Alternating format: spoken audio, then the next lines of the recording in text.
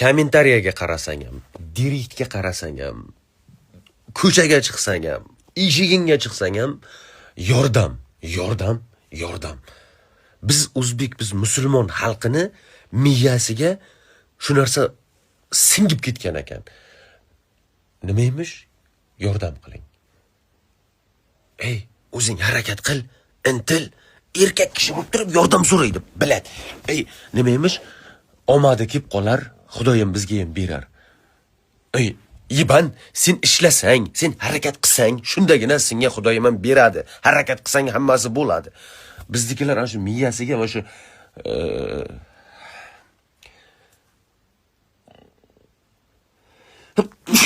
alhamdulillah.